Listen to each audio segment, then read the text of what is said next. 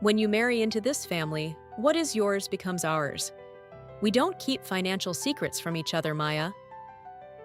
That chilling little warning was delivered by my deeply entitled mother-in-law, Eleanor, with a sugary, venomous smile, just 72 hours after I married her son. She thought she was establishing dominance. She thought she was intimidating a quiet, obedient little wife into handing over the keys to a financial kingdom. She had absolutely no idea that she was laying the groundwork for a massive, coordinated federal felony against a senior fraud investigator for a multinational bank. If you love seeing arrogant, toxic families dig their own financial graves and willingly jump inside, hit that subscribe button right now, because this is a masterclass in domestic destruction.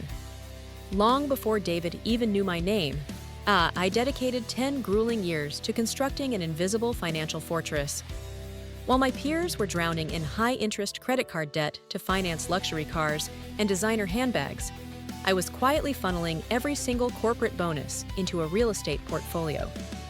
By the time I blew out the candles on my 32nd birthday, I possessed the deed to a stunning, custom-built 4-bedroom estate. It was owned outright, zero mortgage, zero liabilities.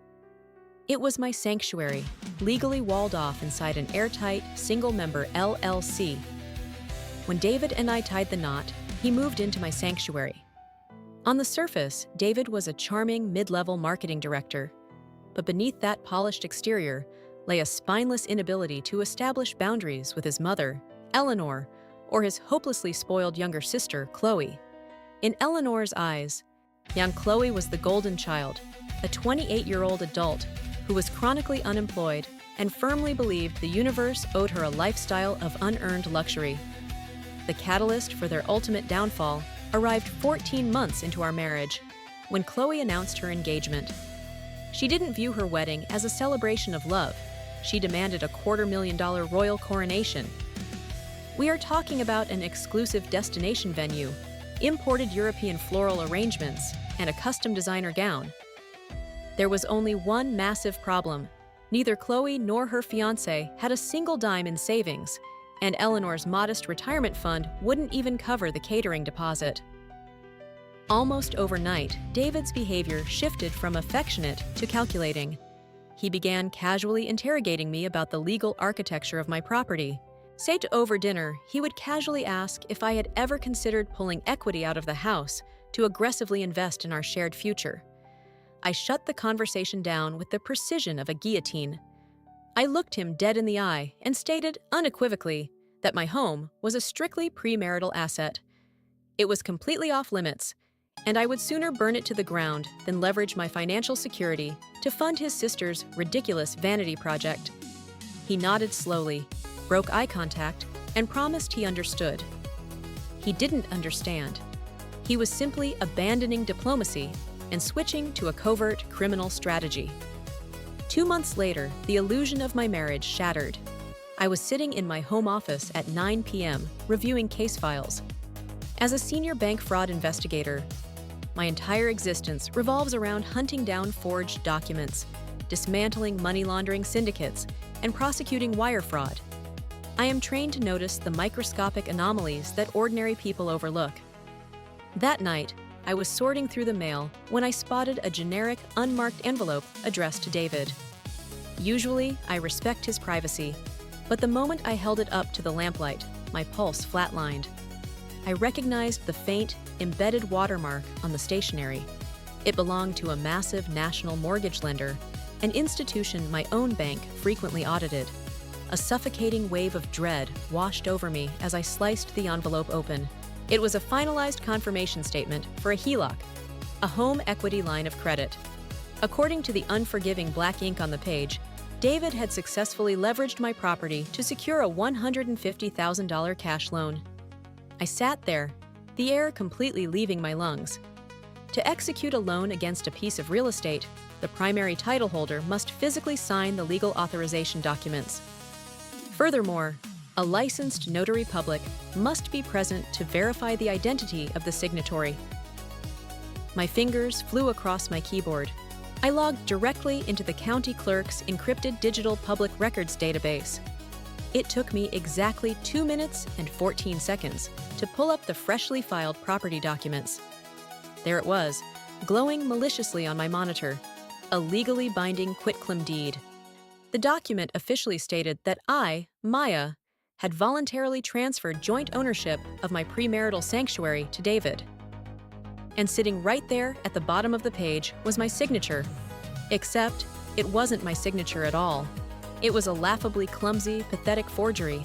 The looping letters perfectly matched the distinct, arrogant handwriting of my mother-in-law, Eleanor. But it gets worse. The document bore a certified official notary stamp. I zoomed in on the notary's name, Susan. Susan wasn't a random bank employee. Susan was Eleanor's lifelong best friend from her Wednesday afternoon bridge club. The conspiracy was blindingly clear. My husband, his mother, and her corrupt friend had conspired to forge my signature, illegally manipulate a property deed, and use my life's work as collateral to extract 6 figures in cash just to pay for Chloe's absurd wedding. Most normal people would have lost their minds. They would have stormed downstairs, confronted their husband, screamed until their lungs burned, and demanded an immediate divorce. But I am not normal. I do not engage in theatrical, emotional warfare. I specialize in forensic, irreversible destruction. I stared at the forged deed and thought, I could call the local police right now. They would cancel the loan, David would cry and gaslight me, and they would probably just get a slap on the wrist for a civil dispute. But I didn't want a slap on the wrist. I wanted them in federal prison. And for that to happen, I needed them to cross a very specific invisible line. In the eyes of the United States federal government, the crime of wire fraud isn't fully realized until the stolen, illicit funds are electronically transferred across state lines. If I intervened now, they would walk. If I waited, they would hang. So, I meticulously folded the confirmation letter and placed it exactly where I found it. I walked downstairs, poured myself a generous glass of Cabernet, and asked my husband how his day was. I smiled warmly while he looked me in the eyes and lied to my face. The next morning, the silent trap was armed. I didn't bother with local law enforcement. Local precincts are notoriously underfunded and instinctively treat domestic financial disputes as messy civil matters. You never go local when you have the ammunition to go federal. And I bypassed customer service and used my industry credentials to directly contact the Senior Vice President of Risk Management at the Defrauded mortgage lender.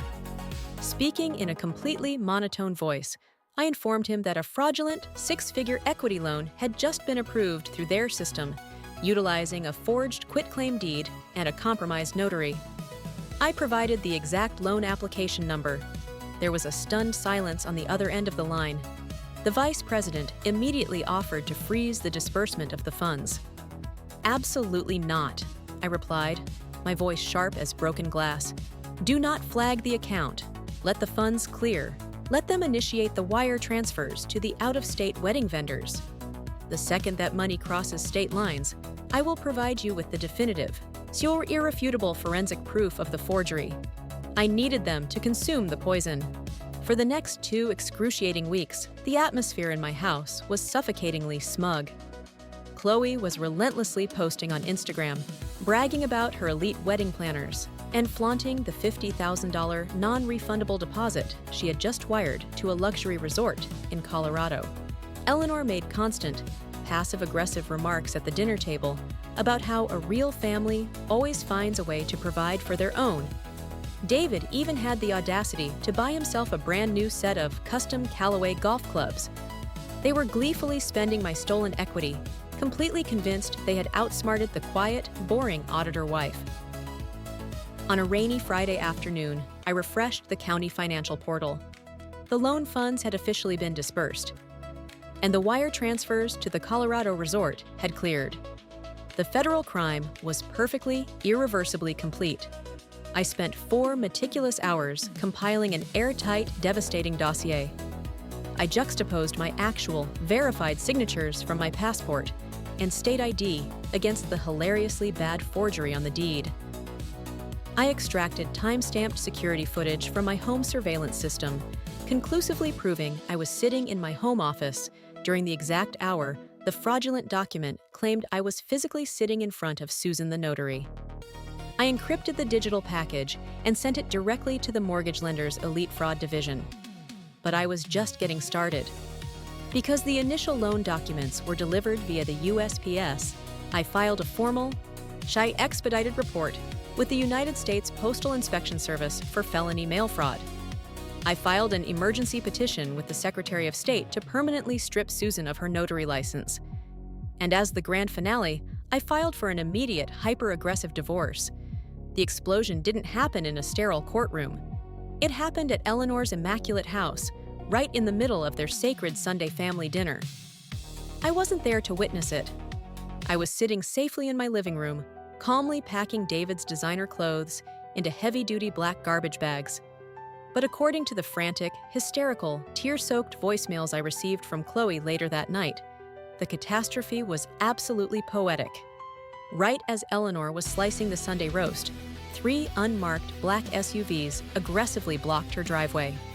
It wasn't the local police department. It was a joint task force of federal investigators. They didn't politely knock and ask questions. They breached the front door and presented federal arrest warrants. Eleanor dropped the carving knife and started screaming hysterically, clutching her pearls and demanding to speak to the manager of the FBI. David's face drained of all color. He collapsed into a dining chair, stuttering incoherently. The lead investigator coldly informed them they were being indicted for felony bank fraud, aggravated identity theft, and conspiracy to commit federal wire fraud. They forced my husband and my mother-in-law against the dining room wall and slapped heavy steel handcuffs on their wrists, completely ignoring Chloe, who was having a full-blown panic attack on the expensive Persian rug. Susan, the corrupt notary, was ripped out of her house in handcuffs 2 hours later. The legal and financial aftermath was absolute scorching earth devastation. The defrauded mortgage lender immediately recalled the entire $150,000 loan. But because David and Eleanor had already wired the money to non-refundable destination wedding vendors, they couldn't produce the cash. Eleanor was forced to prematurely liquidate her entire retirement portfolio and put her own beloved house on the market just to retain criminal defense attorneys. Chloe's extravagant $250,000 royal wedding was completely obliterated. The luxury Colorado resort didn't just keep the stolen deposit, they countersued her for breach of contract. Thanks to the overwhelming mountain of forensic evidence I handed over, the presiding county judge took less than 10 minutes to legally nullify the forged quitclaim deed. My sanctuary was fully restored to my sole ownership, completely untainted by their toxic, fraudulent debt. The final nail in the coffin happened during the divorce mediation. David sat across from me in the sterile conference room, looking like he had aged 2 decades. He broke down sobbing, practically begging me to contact the federal prosecutors and drop the charges, pathetically claiming he only committed the fraud to make his mother happy. I didn't blink. I calmly slid the finalized divorce papers across the mahogany table, looked right through him and said, "When you marry into a family, what is yours becomes ours, right? Enjoy the federal indictment, David. That belongs to both of you. I still live in my beautiful, fully paid-off fortress. It is incredibly peaceful now, and the air smells so much cleaner without the stench of entitlement.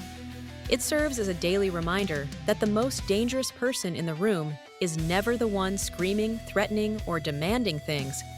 It is the quiet auditor sitting in the corner, holding the receipts, just patiently waiting for you to make the final transaction." If you loved seeing this incredibly toxic family get absolutely dismantled by their own greed and arrogance, drop a comment down below. Would you have stopped them before they spent the money, or let them fall right into the federal trap like I did?